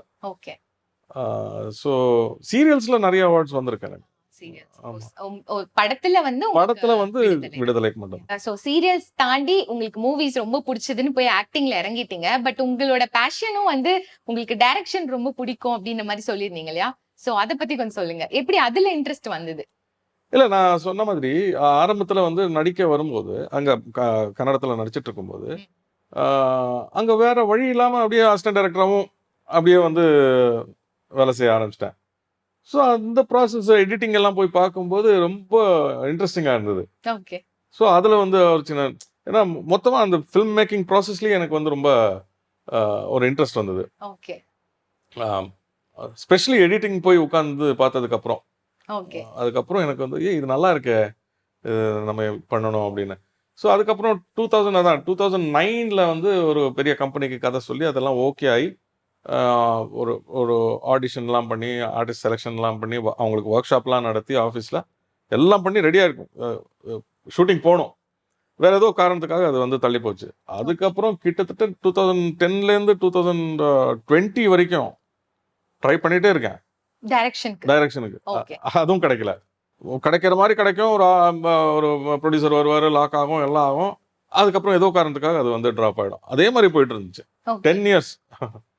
ஸோ அந்த 10 இயர்ஸ் வந்து ரொம்ப ட்ரை பண்ணேன், அது கிடைக்கல. And out of the blue எனக்கே நானே எதிர்பார்க்காம வந்து வெற்றி கூப்பிட்டாரு. ஓகே. சரி, நான் அதான் ஃபர்ஸ்ட் நான் சொன்னேன், ஒரு டெஸ்டினி வந்து நமக்கு வந்து நான் டைரக்ஷன் போயிட்டு இருக்கும்போது ஆக்டிங் அப்படின்னு நான் கூப்பிடுதுன்னு போது சரி அதில் போகலாம். ஓகே. பட் ஸ்டில் அந்த டைரக்ஷன்ங்கிற அந்த கோல் வந்து அப்படியே தான் இருக்கு. சோ இப்போ நீங்க பண்றீங்க, ஒரு டைரக்ஷன் பண்ணி ஒரு மூவி எடுக்கிறீங்கன்னா அது எந்த ஜான்ரால இருக்கும் நாங்க எக்ஸ்பெக்ட் பண்ணலாம்? இல்லை, எனக்கு அப்படி சொல்ல முடியாது. ஏன்னா நான் என்கிட்ட ஒரு 6-7 ஸ்கிரிப்ட் இருக்கு, ஒவ்வொன்றும் ஒவ்வொரு ஜான்ரால இருக்கு. ஒன்று ஹாரர், ரொமான்டிக் ஹாரர் ஒன்று இருக்குது, நீங்கள் நம்ப மாட்டீங்க. Romantic horror. ஓகே இன்னொன்று வந்து ஒரு ரொமான்டிக் த்ரில்லர் இருக்குது. ஓகே ஓகே தென் ஃப்ரீ டைம்ல இதெல்லாம் எழுதுவீங்களா? எப்படி உங்களுக்கு டைம் கரெக்ட்டா? இல்லை, இந்த 10 இயர்ஸில் வந்து ஒன்று நடக்கலைன்னும் போது அடுத்தது என்னது வேற மாதிரி இன்னொரு கதை பண்ணி வச்சுக்கலாம் அப்படின்னு நிறைய பண்ணியிருக்கோம். இன்னொன்று வந்து ஸ்கூலில் நடக்கிற பாலிடிக்ஸ். ஸ்கூல்னா ஸ்கூலுக்குள்ளே இல்லை, ஸ்கூல் நடத்துறதுக்கு நடக்கிற பாலிடிக்ஸ், அந்த ஒரு கதை ஒன்று இருக்குது. ஒன்று பொலிட்டிக்கல் த்ரில்லர் ஒன்று இருக்குது. ஸோ இந்த மாதிரி நிறைய genres. பட் உங்களுக்கு ஹியூமர் ரொம்ப பிடிக்கும்னு சொல்லியிருந்தீங்க. ஹியூமரும் ஒன்று இருக்குது. ஹியூமர் ஒண்ணு இருக்கு. ஆமா. அதான் எக்ஸ்பெக்ட் அதான் லாஸ்டா எழுதுனது. ஓகே பட் நீங்க ஹியூமரஸ், ரொம்ப ஹியூமர் பிடிக்கும்னு சொன்னீங்க. பட் விடுதலையில அப்படி ஒண்ணு நாங்க பார்க்கவே இல்லையே sir. அதான் அந்த ஈவில்னஸ் அவருக்கு தெரிஞ்சிருக்கு அதுதான் என்கிட்ட. அது ஏன் நெகட்டிவ் ரோல் உங்களுக்கு சூட் ஆகும்னு உங்களுக்கு எப்படி தோணுச்சு? இல்லை, எனக்கு ரொம்ப பிடிக்கும் நெகட்டிவ் ரோல்ஸ். Negative நான் வந்து சீரியலில் வந்து மர்மதேசத்துக்கு அப்புறமே நான் நிறைய நெகட்டிவ் ரோல்ஸ் பண்ணியிருக்கேன். எனக்கு ரொம்ப பிடிக்கும் நெகட்டிவ் ரோல்ஸ். ஓகே இப்ப அடுத்த ஒரு பெரிய டைரக்டர் வந்து உங்களை கூப்பிடுறாங்க. ஒரு பயங்கர ஹியூமரான ஒரு ரோல் ஒரு படத்துல, இன்னொரு வந்து பயங்கர வில்லனா நெகட்டிவ் ரோல் காமிக்கிற ஒரு பர்சனா, எது சூஸ் பண்ணுவீங்க? ஏன்னா ஒண்ணுதான் சூஸ் பண்ணணும். இல்லை, அதில் வந்து எதில் நிறைய இம்பார்ட்டன்ஸ் இருக்குது, கதையில் வந்து அந்த கேரக்டர் எந்த அளவுக்கு கான்ட்ரிபியூட் பண்ணுறது அப்படின்னு Okay. பார்ப்பேன். எந்த கேரக்டர் அதிகமாக கான்ட்ரிபியூட் பண்ணுதோ, எதுக்கு அது அதிகமான இம்பார்ட்டன்ஸ் இருக்கோ, அண்ட் நடிக்கிறதுக்கான ஸ்கோப் எதில் அதிகமாக இருக்கோ அதை சூஸ் பண்ணுவேன். ஆனால் இதெல்லாம் வந்து வெற்றிமாறன் கூப்பிட்டா நான் எதுவுமே கேட்க மாட்டேன். ஏன் அது அவர் மேல இருக்க நம்பிக்கையா? நம்பிக்கை, ஃப்ரெண்ட்ஷிப். நம்பிக்கை, ஃப்ரெண்ட்ஷிப் ஓகே ப்ளஸ் அவர் எடுக்கிறது நமக்கு தெரியும்ல. இத்தனை வருஷத்துல எதுவுமே வந்து ஒரு மூவி கூட தப்பா இல்லையே. சோ வெற்றிமாறன் சாருக்கு அப்புறம் நீங்க இந்த டைரக்டர் கூப்பிட்டா நான் கண்ணை மூடிட்டு போயிருவேன் அப்படின்னா யார சொல்றீங்க? கண்ணை மூடிட்டு போனேன் மணிரத்னம் சார் கூப்பிடும் போது. ஓகே சோ எஸ் தக் லைஃப்ல ஏதாவது உங்களுக்கு பிடிச்ச இன்சிடென்ட் அங்க நடந்தது ஏதாவது சொல்லுங்க. கமல் சாரோட நடிச்சது காம்பினேஷன்ல அதுதான் நடிச்சது. பெஸ்ட், அதுதான் இம்பார்ட்டன்ட் ஆமா. இல்லையா? சோ ஓகே எவ்வளவு ஹாப்பியா இருந்தது இந்த மாதிரி கமல் சார் கூட எல்லாம் நடிக்கும் போது? ரொம்ப ஹாப்பியா இருந்துச்சு. ரொம்ப ஹாப்பி. அதுக்கெல்லாம் காரணம் விடுதலை தான். விடுதலை எஸ். ஆமா, விடுதலை. அண்ட் விடுதலைக்கு அப்புறம் ஒரு முக்கியமான மூவினா ஜமா சொல்லலாம். பிகாஸ் அது ரொம்ப ஒரு எனக்கு ரொம்ப ஃபேவரட்டான ஒரு மூவிலே சொல்லலாம். அதை பத்தி கொஞ்சம் சொல்லுங்க சார். அது ஃபுல்லாவே தெருக்கூத்து பேஸ் பண்ண தெருக்கூத்து ஒரு based மூவி. அதுல எனக்கு வந்து வந்து ஆப்வியஸா சூப்பரா இருந்தது. எனக்கு வந்து நான் விடுதலை எல்லாம் முடிச்சுட்டு விடுதலை ஷூட்டிங் கடைசி ஷெட்யூல் நினைக்கிறேன் 2023ல ஓகே இதுக்கு போனோம், சிறுமலை திண்டுக்கல் போனோம். போகிறதுக்கு முன்னாடி மேல ஒரு ஹாலிடே எடுத்தோம். நான் என் ஃபேமிலி ஹாலிடே எடுத்து கூர்குக்கு போகிறோம். கூர்கில் இருக்கும்போது ஒரு ஃபோன் வருது. ஒரு பாரி அப்படின்னு ஒரு டைரக்டர், அவர் வந்து நான் பாரி பேசுகிறேன், ஒரு படம் எடுக்கிறோம், அதில் ஒரு முக்கியமான ரோல் நீங்கள் பண்ணணும் அப்படின்னாரு. சரி, நான் இப்போது வெளியில் இருக்கேன், வெளியூரில் இருக்கேன், இந்த ஒரு வாரத்தில் வந்துடுவேன், வந்ததுக்கப்புறம் மீட் பண்ணலாம் சொல்லிடுங்க. அதுக்கு முன்னாடி நான் ஒரு ட்ரெய்லர் அனுப்புகிறேன், நீங்கள் பாருங்கள் அப்படின்னு. இந்த ட்ரெய்லர் அனுப்பிச்சாரா உடனே நான் காரில் ட்ராவல் பண்ணி போயிட்டுருக்கேன், அங்கேயே பார்த்தேன். அவ்வளோ பியூட்டிஃபுல்லாக எடுத்திருந்தாரு. ரொம்ப இன்ட்ரெஸ்டிங்காக இருக்குது இது அப்படின்னு சொல்லிட்டு கால் பண்ணேன். எத்தனை நாளில் எடுத்தீங்க வந்து ஃபஸ்ட்டு கேட்டது நான் கேள்வி. 2 நாளில் எடுத்தேன் சார் அப்படின்னு. 2 நாளில் இந்த குவாலிட்டியா? நான் இருக்கேன் இங்கே படத்தில், வாங்க அப்புறம் பேசிக்கலாம் மற்றதெல்லாம். ஓகே நீங்க கதையை கேட்கல அப்போ கதை கேட்கல. ஓகே எனக்கு அப்போவே ஆனால் கான்ஃபிடன்ஸ் வந்துருச்சு, நல்லா ட்ரெய்லர் பார்த்தே சூப்பரா இருக்கு. ஆமாம் ஆமாம் ஆமாம். ஓகே ஸோ அந்த ட்ரெய்லர் பார்த்து தான் ராஜா சாரே ஓகே பண்ணியிருக்காரு அந்த ப்ராஜெக்டை. மியூசிக். ஆமாம், ஓகே ராஜா சார்லாம் ஒத்துக்க வைக்கிறது அவ்வளோ ஈஸி இல்லைல்ல. கண்டிப்பா. ஸோ வந்தோம், இதே இடத்துல உட்காந்து இங்கே கதை கேட்டேன், ரொம்ப பிடிச்சிருந்துச்சு. அதுலேயும் அந்த நெகட்டிவ் கேரக்டர் ரொம்ப பிடிச்சி, அந்த டுவர்ட்ஸ் எண்ட் அது ரொம்ப ஹைலைட்டாக இருந்தது. ஸோ பட் அது உங்களுக்கு சேலஞ்சிங்கா இருந்திருக்கும் இல்லையா? ரொம்ப ரொம்ப அந்த கெட்டப்பா இருக்கட்டும், அந்த ரோலா இருக்கட்டும், எல்லாமே. ரெண்டாவது அந்த ஆர்ட் ஃபார்மே எனக்கு புதுசு, எஸ். எனக்கு அறிமுகமே இல்லாத ஒரு. இருக்கீங்களா இதுக்கு முன்னாடி நாடகம் எல்லாம்? எதுவும் டிவியில் பார்த்துருக்கேன். ஓகே டிவியில் பார்த்ததோட சரி, நான் வந்து அதை நேர்லலாம் பார்த்ததே கிடையாது. பார்த்ததில்ல. திருக்கூத்து எப்படி இருக்கும் எதுவுமே தெரியாது. ஓகே ஸோ அதுக்கு ஒரு ட்ரெயினர் வந்தார், அவரை வச்சு இங்கே ட்ரெயின் பண்ணிக்கிட்டேன் கொஞ்சம். ஓகே அதுக்கப்புறம் அங்கே திருவண்ணாமலை தான் ஷூட்டிங். அது திருவண்ணாமலையில் வந்து சேகர் தாங்கல் சேகர்னு ஒருத்தர் இருக்கார், அவர் தான் அங்கே வாத்தியார். அவர் ஒரு குழு வச்சிருக்காரு, குழுக்கு பேர் தான் ஜமா. ஜமாங்கிறது ஒரு குழு, ஒரு டீம். ஓகே குழுவோட பேர் இல்லை, ஜமானா குழு. ஓகே மீனிங் ஆஃப் ஜமா இஸ் குழு. ஓகே ஸோ அந்த ஜமாவுக்கு வாத்தியார் அவர் சேகர். அவர் வீட்டுக்கு போய் அங்கேயும் கொஞ்சம் ட்ரெயின் பண்ணிக்கிட்டோம். அந்த நடையே ஒரு மாதிரி வித்தியாசமாக இருக்கும். ஆமா. ரொம்ப ஃபாஸ்ட்டாக எனர்ஜினா அப்படி இருக்கும். எனர்ஜி அவங்க எல்லாம் கொஞ்சம் வயசானவங்க எல்லாம் இருக்காங்க அதில். பட் என்ன எனர்ஜின்னா ஆச்சரியமாக இருக்கும் பார்க்குறதுக்கு. அதுவும் அந்த மேக்கப் ஃபுல்லாக வந்து ரொம்ப கஷ்டம். அந்த மேக்கப்லாம் போட்டு அந்த கெட்டப் அது கிரீடம் அந்த வெயிட் இல்லையா, அது ரொம்ப வெயிட். 2.5 கிலோ அந்த கிரீடம். அது கட்டையிலே செய்வாங்க அப்படின்னு சொல்லுவாங்க. கட்டு அப்புறம் வந்து இங்க இறுக்கி கட்டிடுவாங்க. அந்த தலை வலிக்க ஆரம்பிக்கும் பாருங்க. என்னாலாம் வந்து 2-3 ஹவர்ஸ்க்கு அப்புறம் ஐயோ கழட்டி வச்சிடறான்ப்பா அப்புறம் போட்டுக்கலாம் அப்படின்னு சொல்லிட்டு ரொம்ப கஷ்டப்பட்டேன். அவங்க வந்து நைட் ஃபுல்லா அப்படியே அதோடயே இருக்காங்க ஜாலியா சுத்திட்டு. ஓகே. அது ஃபர்ஸ்ட் போய் பார்க்கும்போது அந்த மேக்கப் அந்த கெட்டப் எல்லாமே எப்படி ஃபீல் ஆச்சா? ஐயோ பண்ணிரலாம், ரொம்ப கஷ்டமா இருக்கும்னு ஃபீல் ஆச்சா? இல்ல பண்ணிரலாம் எப்படியாவது முடிச்சிடலாம் அப்படி? இல்ல முடிக்கணும்ல, அதுதான் சேலஞ்ச். ஓகே, அதுதான் சேலஞ்ச். அண்ட் அவதாரம் பார்த்துருக்கோம் நம்ம எல்லாரும். நாசர் சார் பண்ணதை பார்த்துருக்கோம். ஸோ அந்த ஜானர்ல வந்து ஒன்று நமக்கு வருதுன்னும் போது, ஆனால் அது த்ரில்லரு, அது வேற மாதிரி போகும். இது வேற மாதிரி. இது முழுக்க முழுக்க இதுல இருக்கிற பாலிடிக்ஸ், இதுல இருக்கிற எமோஷன்ஸ் அந்த மாதிரி. நாடகத்துல தெருக்கூத்து அந்த ஜமா நடத்துறது, அந்த ஜமா ஆரம்பிக்கிறது எவ்வளவு கஷ்டம், புதுசா வந்தவங்களுக்கு என்ன ப்ராப்ளம், ஒரு பெண் வேஷங்கள் போடுறவங்களுக்கு என்ன இது இருக்கும், அங்கீகாரம் அவங்களுக்கு ஆணுக்கு ஈக்குவலா இருக்குமா இல்லையா, அதெல்லாம் ரொம்ப டீட்டெயிலா இன்டெப்தா போய் பண்ணியிருக்காரு ஸ்கிரிப்ட். ரொம்ப பிடிச்சது. சோ அப்ப அந்த கலைஞர்கள் கூடவே போய் நீங்க எல்லாமே கத்துக்கிட்டு பண்ணீங்க இல்லையா? எல்லாமே கத்துக்கிட்டேன்னு சொல்ல முடியாது. ஓரளவு படத்துக்கு என்ன தேவையோ அவ்வளவுதான். அதுவே பெரிய விஷயம் சார். ஆக்சுவலி அத பத்தின எந்த ஐடியாவுமே இல்லாம நீங்க அதுக்குள்ள போய் எல்லாமே எல்லாம் கத்துக்கவே முடியாது. கண்டிப்பா 10 வருஷம் எடுக்கும். எஸ். அவங்களுமே ஜெனரேஷனா அத ஃபாலோ பண்ணிட்டு வரவங்களா இருப்பாங்க இல்லையா? புதுசா போறவங்களுக்கு கண்டிப்பா அது டஃப்பா தான் இருக்கும். ரொம்ப டஃப்பா இருக்கும். அந்த அவங்க பேசுற லாங்குவேஜ், அவங்க இப்போ பாடுறாங்கன்னா அந்த வால்யூம் அப்படி இருக்கும். அந்த ஒரு கிலோமீட்டர் தாண்டி கேட்கும். மைக்கெல்லாம் ஒன்றும் இருக்காது அவங்களுக்கு. ஆனா அப்படி ட்ரெயின் பண்ணி வச்சிருப்பாங்க வாய்ஸ் கல்ச்சர் எல்லாமே. ஓகே. பட் ஜமா வந்து ரொம்ப ஃபேவரட் மாதிரி நீங்க பேசிட்டு இருக்கீங்க. அதனால இந்த क्वेश्चन கேக்குறேன். விடுதலையா ஜமாவா? இல்ல அது அப்படி சொல்ல முடியாது. விடுதலை வந்து எனக்கு வாழ்க்கை கொடுத்த ஒரு படம். கண்டிப்பா. அத வந்து அண்ட் விடுதலையிலும் என்னோட கேரக்டர் பாத்தீங்கன்னா அவ்வளோ எக்ஸ்ட்ராடினரி ஒரு ஆர்க் இருக்கும். பியூட்டிஃபுல்லா இங்க ஆரம்பிச்சு அப்படி போய் பல எமோஷனல்கள், பல எமோஷனை சந்திச்சு திருப்பி இங்க வரும். அது வந்து செகண்ட் பார்ட்ல வந்து நீங்க பாத்தீங்கன்னா ஒரு கட்டத்துல திருந்திடுவானோ அப்படிங்கிறது ஒரு எதிர்பார்ப்பு வரும். ஏன்னா அப்போ கண்ணெல்லாம் கலங்கி ஒரு மாதிரி சே அவன் போட்ட முடியாங்கிற மாதிரி பார்த்தா அதையும் தாண்டி இவன் வந்து ஈவல். அதெல்லாம் வந்து எக்ஸ்ட்ராடனரியா எழுதியிருந்தாரு. Beautiful writing. அதுக்கு எப்படி சார் ஹோம்வொர்க் எல்லாம் நிறைய பண்ணீங்களா? நீங்க யூசுவலாவே வந்து ஒரு ஸ்கிரிப்ட் கொடுத்தாங்கன்னா நிறைய ஹோம்வொர்க் பண்ணுவேன். ஆமா, நிறைய ஹோம்வொர்க் பண்ணுவீங்க. நிறையான்னு இல்ல, கொஞ்சம் நான் பாயிண்ட்ஸ் நோட் பண்ணிட்டு கொஞ்சம் ப்ராக்டிஸ் பண்ணுவேன்.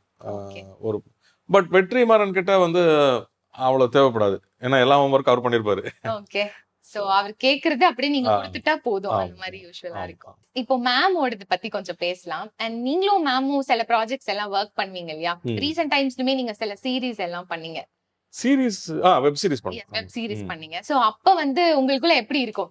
ஒண்ணா ஷூட்டிங் போறது, ஒண்ணா கிளம்பி வர்றது, அந்த மாதிரி அதெல்லாம் உங்களுக்கு இன்ட்ரெஸ்டிங்கா இருக்குமா? இல்ல நார்மலா அவங்க பாட்டுக்கு அவங்க இருப்பாங்க ஒரு ஆர்டிஸ்ட் அந்த மாதிரி? இல்ல நிறைய இன்டராக்ஷன் நிறைய இருக்கும். ஓகே. இப்படி பண்ணலாம் அப்படி பண்ணலாம் அப்படிங்கிறது அங்கே ஸ்பாட்ல ஆகட்டும். அண்ட் நாகா சார் டைரக்ட் பண்ண வெப் சீரிஸில் தான் 2 பேரும் நான் நடித்தோம் இப்போ ரீசெண்டாக.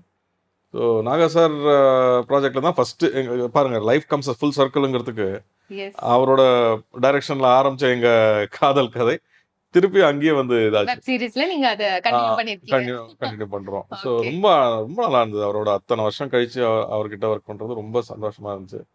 அண்ட் நீங்கள் சொன்ன மாதிரி நிறைய டைம் கிடைக்கும். ஏன்னா வந்து நம்ம ரெட்டில்ஸ் எல்லாம் தாண்டி ஒரு கிராமத்துல தான் அது ஷூட்டிங். தலைவெட்டியான் பாளையம். அது வந்து பாத்தீங்கன்னா நம்ம ஷூட் பண்ண வில்லேஜுக்கு பேரு எருமை வெட்டியாம்பாளையம். எருமை வெட்டி பாளையம். அது அந்த இன்ஸ்பிரேஷன்ல தான் அந்த டைட்டில் வச்சாருன்னு நினைக்கிறேன். ஸோ இங்கேருந்து போறதுக்கு எப்படியும் 1.5 மணி நேரம் ஆகும். வரத்துக்கு 1.5 மணி நேரம். சோ ஒண்ணாவே தான் டிராவல் ஜாலியா இருக்கும். அது பேசிக்கிட்டே போவோம். எப்படி காசிப்ஸ் எல்லாம் ஷூட்டிங் ஸ்பாட்ல போர் அடிக்கும் போது இது டெக்னீஷியன்ஸ் இந்த மாதிரி சும்மா பேசுறது, ஜாலியா ஃபன் பண்றது, அதெல்லாம் ஜாலியா இருக்கும். ஜாலியா இருக்கும். ஓகே. சோ எஸ், அடுத்து நீங்க வந்து ஃபேமிலியா பயங்கர நல்ல ஒரு ஆர்டிஸ்ட் 2 பேருமே. தேவதர்ஷினி மேமா இருக்கட்டும், நீங்களா இருக்கட்டும் 2 பேரும். பட் அடுத்து உங்களோட டாட்டர் இப்ப அவங்களும் வந்து சினிமா என்ட்ரி குடுத்திருக்காங்க. சோ அத பத்தி கொஞ்சம் சொல்லுங்க. அவங்களுக்கா அது ஓன் இன்ட்ரெஸ்ட் வந்து வந்தாங்களா? இல்ல அது வந்து ஜீன்ல அப்படியே நீங்க 2 பேரும் ஆர்டிஸ்ட்னால அவங்களும் வர தூண்டி விட்டதா? இல்ல அவ சின்ன வயசுல இருந்தே வந்து அப்பா அம்மா 2 பேரையும் வந்து வேற எங்கேயும் போய் பார்த்ததில்ல. ஷூட்டிங் தான் போறோம். போறோம். ஸோ அவ அவ சின்ன வயசுல என்ன நினைச்சிருக்கான்னா, ஐ திங்க் நடிப்பு விட்டா வேற தொழிலே இல்லன்னு அவ நினைச்சிருக்கா போல இருக்கு. ஓகே. சின்ன வயசுல இருந்தே வந்து அவ நீ என்ன ஆக போறேன்னா ஆக்டர் தான் சொல்லுவா அவ. ஓகே. ஸோ நேச்சுரலா அப்படியே வந்தது. அதுக்கப்புறம் 96ல தான் ஃபர்ஸ்ட் எஸ். நடிச்சா. ரொம்ப நல்லா நடிச்சிருப்பாங்க தேங்க்யூ ஆக்சுவலி. தேங்க்யூ. அது வந்து தேவதர்ஷினி மாதிரியே ஒருத்தங்க மினி வேணும். வெர்ஷன் ஆஃப் மினி ஆமா யங்கர் வெர்ஷன் அப்படின்னு தேடிட்டு எஸ். இருக்கும்போது ஆஹ், ஏன் இவங்க ஆடிஷன் பண்ணக்கூடாதுன்னு கேட்டாங்க. சரி ஆரம்பிச்சோம். ஆடிஷன் அவ சின்ன வயசுலலாம் ரொம்ப ஷையா இருப்பா. ஓகே. இது வந்து நான் பண்றேன்னு பயங்கர எந்தூசியாஸ்டிக்கா போய் பண்ணி செலக்ட் ஆயிட்டா. சரி அது அவங்கள வந்து ஃபர்ஸ்ட் பெரிய ஸ்கிரீன்ல பாக்கும்போது உங்களுக்கு எவ்வளவு ஹாப்பியா இருந்தது? ரொம்ப ஹாப்பியா இருந்தது. அண்ட் இன்னொன்னு என்னன்னா, ஆஹ், இப்போ நானே என்ன ஸ்க்ரீன்ல பாக்குறேன்னா எனக்கு குறைகள் மட்டும் தான் தெரியும். ஓகே. என்னோட குறைகள் மட்டும் தான் அது தெரியும். நல்ல விஷயமும் கூட இல்லையா? அது நல்ல விஷயமா கெட்ட விஷயமான்னு எனக்கு தெரியல. ஆனா அன்ஹாப்பியா இருக்கும். எப்பவுமே அன்சாட்டிஸ்ஃபைடா தான் இருக்கும். ஓகே. அதே மாதிரி என் பொண்ணை பார்க்கும்போதும் எனக்கு அந்த மிஸ்டேக்ஸ் மட்டும் தான் தெரியும். ஏதாவது ஒரு மிஸ்டேக் உங்களுக்கு டக்குன்னு தோணுது சொல்லுங்க. அவங்க இப்படி பண்ணிருக்கலாம் அப்படின்னு. கொஞ்சம் டைமிங் அந்த ஆக்சுவலா இது 96ல தெரியல. ஓகே. அதுக்கப்புறம் ஒரு இது பண்ணா. மலையாளத்துல ஒரு படம் பண்ணா.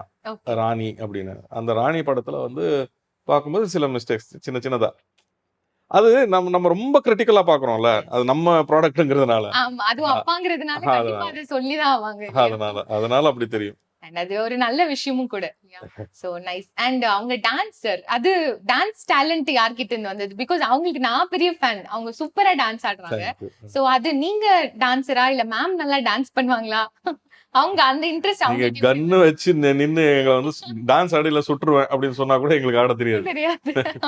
ஓகே. சோ அது அவங்க இண்டிவிஜுவல் டேலண்ட் தான். ஆமா இண்டிவிஜுவலா. சோ அவங்க ரொம்ப ஹார்ட் ஒர்க் பண்ணி கத்துக்கிட்டா. பரதநாட்டியம் கத்துக்கிட்டா. அரங்கேற்றம் எல்லாம் பண்ணோம். நைஸ். ஆஹ், அது வந்து ரொம்ப ஹார்ட் ஒர்க் பண்ணோம். ஓகே. சோ இந்த ஃபீலிங் எப்படி இருக்கு? உங்களுக்கு ஃபேமிலி எந்த பேக்ரவுண்டும் இல்ல சினிமால. பட் இப்போ உங்க ஃபேமிலியே ஃபுல்லா சினிமால தான் இருக்கு. சோ அது எப்படி இருக்கு? சந்தோஷமா இருக்கு. நமக்கு தெரிஞ்ச தொழிலுங்கிறதுனால வந்து தெரிஞ்ச தொழில்னா என்ன இத்தனை வருஷம் எக்ஸ்பீரியன்ஸ் இருக்கு ங்கிறதுனால கொஞ்சம் கைடன்ஸ் கொடுக்கலாம் அப்படிங்கிற ஒரு இது இருக்கு. அது ஒரு பயமா இருக்கு ஒரு சைடு. ஆஸ் அப்பாவா? ஆமா எஸ். ஒருவேளை நீங்க சினிமாக்கு துறைக்கு வராம போயிருந்தா என்ன பண்ணிருப்பீங்க சார்? எனக்கே தெரியலங்க. பாடகனா இருப்பேன் மோஸ்ட்லி. ஓகே. ஆமா நான் ஸ்டேஜ் ஷோஸ் எல்லாம் பாடி இருந்தேன் அப்போ. ஓகே. இங்க வந்ததுக்கு அப்புறம் அதுக்கான ஆப்பர்ச்சுனிட்டி கிடைக்கல. கிடைக்கலன்றதை விட அதை தேடி போல நான். ஓகே. எங்களுக்காக ஒரு 2 லைன் ஏதாவது? இல்ல நீங்க வந்து அப்ப உங்க டாட்டர் வந்து டான்சர், நீங்க 2 பேருமே ஒரு பெரிய ஆர்டிஸ்ட், நீங்க ஆல்ரெடி ஒரு சிங்கிங்ல பேஷன் நீங்களாம் அதெல்லாம் இருக்கு. அந்த காலங்க. ஓகே. நான் அதுக்கப்புறம் இந்த 10 வருஷம் எப்படி சஸ்டெயின் பண்ணேன் ஆக்டிங். இல்ல இந்த 2012ல இருந்து 21 விடுதலை வர்ற வரைக்கும் நான் சஸ்டெயின் பண்ணது டப்பிங்ல. எஸ். எஸ். அது சொல்ல அப்ப மாட்டேன் 2 டயலாக் பேசி காமிங்கன்னு சொல்லுவீங்க போல இருக்க. கண்டிப்பா நம்ம வந்து சார் ஒரு நல்ல ஆக்டர் நினைச்சிட்டு இருக்கோம். பட் அதையும் தாண்டி அவர் மிகப்பெரிய ஒரு டப்பிங் ஆர்டிஸ்ட். மிகப்பெரிய இல்ல சார், கமல் சாருக்கெல்லாம் டப்பிங் பண்ணிட்டு நீங்க பெரிய ஆர்டிஸ்ட் இல்லன்னு சொல்லலாமா சார்? இல்ல அது காரணம் என்னன்னா எனக்கு ஹிந்தி நல்லா தெரியும்ங்கிறதுனால வந்து இப்போ ஹிந்தி இங்க நிறைய டப்பிங் நடக்கும். ஓகே. தமிழ்ல இருந்து ஹிந்தி, தெலுங்குல இருந்து ஹிந்தி, மலையாளத்துல டப் ஃபிலிம்ஸ் இல்லையா? தமிழ்ல இருந்து ஹிந்திக்கு பண்ற படம், மலையாளத்துல இருந்து ஹிந்திக்கு பண்ற படம், தெலுங்குல இருந்து ஹிந்திக்கு பண்ற படம், அதுலலாம் வந்து சின்ன சின்ன ரோல்ஸ் பேச ஆரம்பிச்சேன். அதுக்கப்புறம் அப்படியே கொஞ்சம் இதாகி கிராஜுவேட் ஆகி ஹீரோஸ்க்கெல்லாம் பேச ஆரம்பிச்சேன். அதில் ஃபர்ஸ்ட் நான் பேசின ஹீரோ வந்து எனக்கு ஆமா கமல் சார் தான். அன்பே சிவம் படத்துல ஓகே. நான் தான் டப் பண்ணேன் ஹிந்திக்கு. அதுக்கப்புறம் வந்து நாகார்ஜுனா சாருக்கு. நாகார்ஜுனா சாருக்கு கிட்டத்தட்ட ஒரு 6-7 படம் டப் பண்ணியிருக்கேன். ஓகே. சிரஞ்சீவி சார், இது எல்லாமே ஹிந்தியா? ஹிந்திக்கு. வேட்டையாடு விளையாடு நான் தான் பேசினேன் கமல் சாருக்கு. தெலுங்குல இருந்து ஹிந்தி நிறைய படம் பண்ணியிருக்கேன். ஓகே. லாங்குவேஜ் எப்படி சார் இன்ட்ரெஸ்ட் வந்தது? இத்தனை லாங்குவேஜ் தெரியுது, அதுல டப்பிங்கும் பண்றீங்க அப்படின்னும் போது எனக்கு சின்ன வயசுலேருந்து கொஞ்சம் இன்ட்ரெஸ்ட் அதிகம். ஓகே. லாங்குவேஜ் எல்லா லாங்குவேஜும் கற்றுக்கணும். அதே மாதிரி கற்றுக்கிட்டா கூட எங்கேயும் வந்து நான் வந்து அந்த லாங்குவேஜ்காரன் இல்லைங்கிறது தெரியக்கூடாது யாருக்கும் அப்படிங்கிறதுல ரொம்ப நான் கான்ஷியஸாக இருப்பேன். ஓகே. இப்போ அதனால தான் இப்போ ஹிந்தி பேசினா கூட வந்து அந்த சவுத் ஆக்சென்ட் வந்துடக்கூடாது அப்படிங்கிறதுல கொஞ்சம் ரொம்ப இதாக இருப்பேன். பட் அண்ட் எனக்கு அதில் வந்து பெருசாக ஹெல்ப் பண்ணதும் சிங்கிங் தான். ஓகே. சின்ன வயசுலேருந்து நான் நிறைய ஹிந்தி சாங்ஸ் பாடுவேன். ஸோ அந்த அதனால அந்த உச்சரிப்பெல்லாம் கொஞ்சம் ஓரளவுக்கு தெரியும். ஓகே. தப்பாகாம பேசுறது எப்படின்றது தெரியும். ஓகே. அண்ட் பொன்னியின் செல்வன்லயே கூட நீங்க டப் பண்ணிருக்கீங்க இல்லையா? ஆமாம் ஆமாம். யோக் ஜேபி இருக்கார்ல, அவருக்கு அந்த போட்மேன் வருவார், அவருக்கு பேசினேன். 2 பேருக்கு பேசினேன். அவருக்கும் பேசினேன். அந்த அப்புறம் அகோரியா வருவார், மகரந்த் தேஷ்பாண்டே, ஆமா. அவருக்கும் பேசினேன். 2 பேருக்கு பேசியிருக்கேன். ஓகே. யாராவது கூப்பிட்டு உங்களை சொல்லிருக்காங்களா இது உங்க வாய்ஸ் ஆச்சே நான் ரெகக்னைஸ் பண்ணனே இது அப்படின்னு? எனக்கு இத்தனை வருஷத்துல வந்து நிறைய எனக்கு பிடிச்சி டப் பண்ண நிறைய விஷயங்கள் இருக்கு. ஓகே. மனோஜ் பாஜ்பாய்க்கு பேசினேன் அஞ்சான்ல, ஓகே. ரொம்ப என்ஜாய் பண்ணேன். அதே மாதிரி எல்லாமே என்ஜாய் பண்ணி தான் பண்ணியிருக்கேன். பட் இத்தனை வருஷத்துல யாருமே உங்க வாய்ஸ் அப்படின்னு ரெக்கக்னைஸ் பண்ணது கிடையாது. அதுவே ஒரு பெரிய வெற்றி ஆக்சுவலி. ஆனா இப்போ மகாராஜால அனுராக் கஷ்யப்புக்கு நான் தான் டப் பண்ணேன். அதுதான் ரொம்ப எல்லாருக்கும் ரீச் ஆச்சு. ஓகே. உங்க வாய்ஸ் தானே, உங்க வாய்ஸ் தானே, உங்க வாய்ஸ் தானே எல்லாரும் சொல்ல ஆரம்பிச்சாங்க, கேட்க ஆரம்பிச்சாங்க. அப்ப ஆனா உங்க வாய்ஸ் நல்லா போல்டா இருக்கு சார். நிறைய கேரக்டருக்கு சூட் ஆகுற மாதிரி நீங்களும் அதை நல்லா யூஸ் பண்ணிக்கிறீங்க. சோ கமல் சாருக்கு பண்ணீங்க இல்லையா, அது உங்களுக்கு எவ்வளவு ப்ரௌடா இருந்தது? பட் கமல் சார் கூட நடிக்கிறதுங்கிறது ஒரு தனி ஹாப்பினஸ். பட் கமல் சாருக்கே நான் டப்பிங் பண்ணேன் அப்படின்னு சோ அது அஃப்கோர்ஸ் அவருக்கு நான் வந்து வாய்ஸ் கொடுத்தேங்கிறது வந்து நிச்சயமா ஒரு பெரிய பெருமையான, எனக்கு பர்சனலா பெருமையான விஷயம். பட் அவர் காதுல விழுந்துச்சுன்னா என்ன பண்ணுவாருன்னு தெரியல. அவர் ரொம்ப சந்தோஷப்படுவாரு சார் கண்டிப்பா. அண்ட் எஸ், உங்க இன்ஸ்பிரேஷன் வந்து ரஜினி சாரால வந்த அவரை வச்சுட்டு இல்ல, எனக்கு முன்னோர்கள் நிறைய பேர் இருக்காங்க. ரஜினி சார் மட்டும் இல்லையே, ரஜினி சார், மோகன் சார், பிரகாஷ் ராஜ். எனக்கு இமிடியேட்டா ஒரு 3 வருஷத்துக்கு முன்னாடி வந்தது Prakash Raj. Okay. So yes, இப்ப ரஜினி சார் எல்லாம் மீட் பண்ணிருக்கீங்களா, இல்ல பேசிருக்கீங்களா? இல்ல, இன்னும் அந்த ஆப்பர்ச்சுனிட்டி கிடைக்கல. ஓகே. சோ எஸ், நிறைய பெரிய பெரிய ஆர்டிஸ்ட்க்கு நீங்க டப்பிங் பண்ணேன்னு சொன்னீங்க இல்லையா? சோ இவங்களோட டப்பிங் உங்களோட வாய்ஸ் பார்த்துட்டு யார் இவரு நல்லா பேசுறாரு, நம்மள மாதிரியே நல்லா பேசுறாருன்னு சொல்லிட்டு அவங்களே கால் பண்ணி பாராட்டி இருக்காங்களா? ஆமா, மகாராஜா தான் again. Yes. Vijay Sethupathi sir எனக்கு கால் பண்ணாரு. Oh okay. அடிக்கடி பேசிட்டு இருப்போம், டச்ல இருப்போம். பட் இதுக்கு பர்டிகுலரா கூப்பிட்டு ரொம்ப எக்ஸ்ட்ராடனரியா பண்ணிருக்கீங்க, ரொம்ப பியூட்டிஃபுல்லா பண்ணிருக்கீங்க, நன்றின்னாரு. எதுக்குங்க நன்றி எல்லாம் சொல்றீங்க? இல்லைங்க, அந்த படத்து பெரிய ஹைலைட், அது ரொம்ப பிடிச்சது, ரொம்ப நல்லா பண்ணிருக்கீங்கன்னு பாரு. அண்ட் சூரி சார் கூட நீங்க நல்லா ஒர்க் பண்ணி நிறைய விஷயங்கள் நிறைய இன்டர்வியூஸ்ல ஷேர் பண்ணிருந்தீங்க. அவர் வந்து நல்லா பேசுவாரு, நல்ல ஒரு மனிதன் அப்படின்னு. ஐயோ, அதெல்லாம் ஸ்வீட் ஹார்ட். அது sweetheart. So Soori sir வந்து உங்களுக்கு இப்போ ஆஃப்டர் விடுதலையும் வந்து கான்டாக்ட்ல இருக்காரா? கான்டாக்ட்ல இருக்க, மெசேஜ் பண்ணிப்போம், பேசிப்போம். பட் அதுக்கப்புறம் ஒன்னா நடிக்கிறதுக்கு ஆப்பர்ச்சுனிட்டி வரல. ஓகே. சோ வந்தா விஜய் சேதுபதி சாரும் அப்படிதான், ஒன்னா நடிக்கிறதுக்கு ஆப்பர்ச்சுனிட்டி வரல, வெயிட் பண்ணிட்டு இருக்கேன்.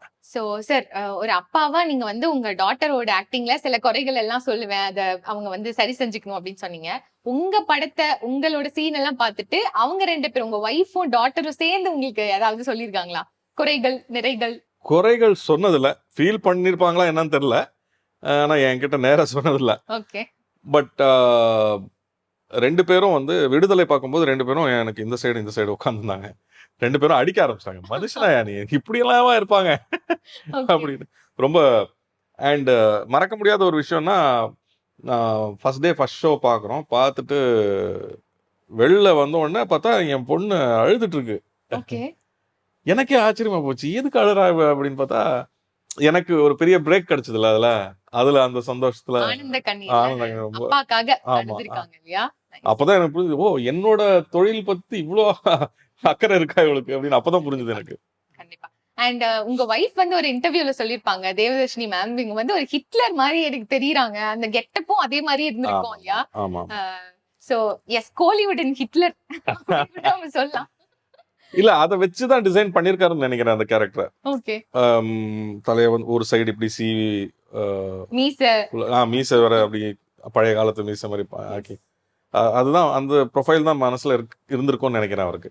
ஓகே. சோ அந்த கெட்டப் போடும்போது உங்களுக்கு எப்படி இருந்தது? ஆஹா, இது இந்த கெட்டப்ல நம்மள எல்லாரும் வச்சு செய்ய போறாங்க அந்த மாதிரி ஃபீல் ஆச்சா, இல்ல ஃபுல்லா ஹாப்பியா இருந்தது? ரொம்ப ஹாப்பியா இருந்தது. எனக்கு அது நல்லா ரீச் ஆகுங்கிறது ஆரம்பத்திலே தெரிஞ்சிச்சு. ஓகே.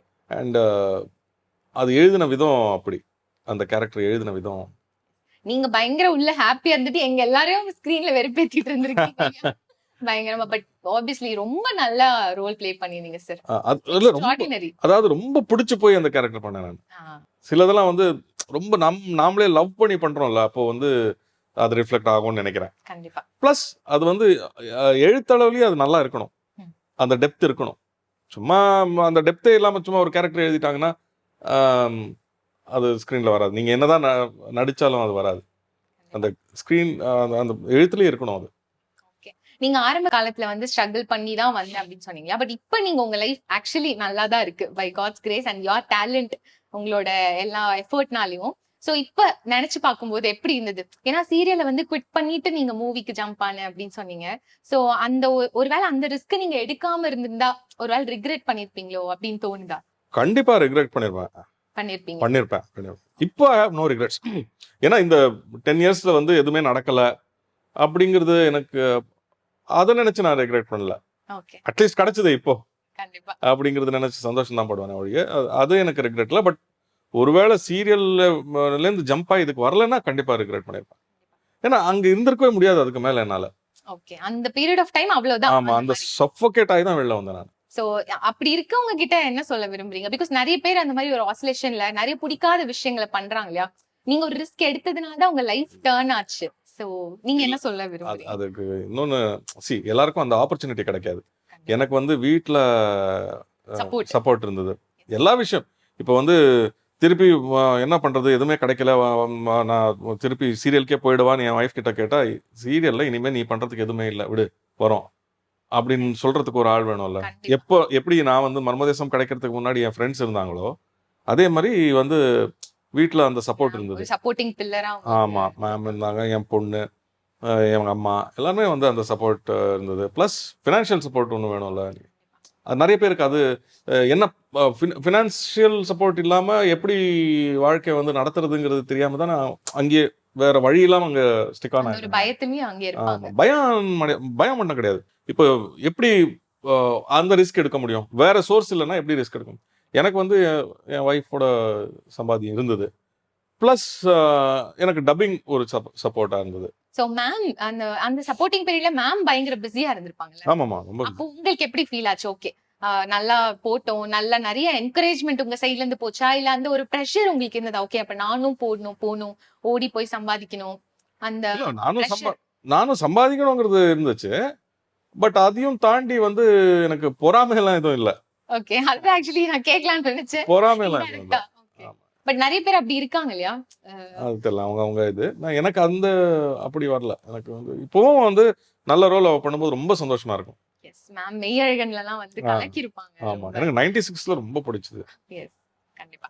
அண்ட் அவங்களோட ஸ்விட்சுமே பயங்கரமா இருக்கும். ஹியூமரஸா காஞ்சனால எல்லாம் வேற மாதிரி நடிச்சிருப்பாங்க. அப்படியே 96 எல்லாம் ரொம்ப நல்லா இருக்கும். சோ அத பத்தி என்ன நினைக்கிறீங்க? அவங்களுக்கு என்ன மாதிரி ரோல் சூட் ஆகுது அப்படின்னு? ஹியூமர் அந்த மாதிரி? எனக்கு ரெண்டும் பிடிக்கும். எனக்கு நீங்க காஞ்சனா பாருங்க, ரமணி வர்சஸ் ரமணி பாருங்க, அந்த ஹியூமர்லாம் கலக்கிருப்பான். அதே மாதிரி வந்து சென்டிமெண்ட் இப்போ 96ல எல்லாம் வந்து அவ்வளோ அழகா இருக்கும் அந்த கேரக்டரைசேஷன். ஒரு ஃப்ரெண்டுனா அப்படி இருக்கும், நமக்கு இப்படி ஒரு ஃப்ரெண்டு வேணும்பா அப்படிங்கிற மாதிரி இருக்கும். ஸோ அதெல்லாம், ஸோ ரெண்டுத்தையும் நான் என்ஜாய் பண்ணுவேன். ரெண்டுத்தையும் ஈக்குவலா நல்லா பண்ணுவான் அப்படின்னு நினைக்கிறேன். வீட்ல எப்படி நீங்க வந்து பயங்கர நெகட்டிவ் ரோல் நடிக்கிற ஒரு பர்சன், வீட்ல நீங்க எப்படி இருப்பீங்க?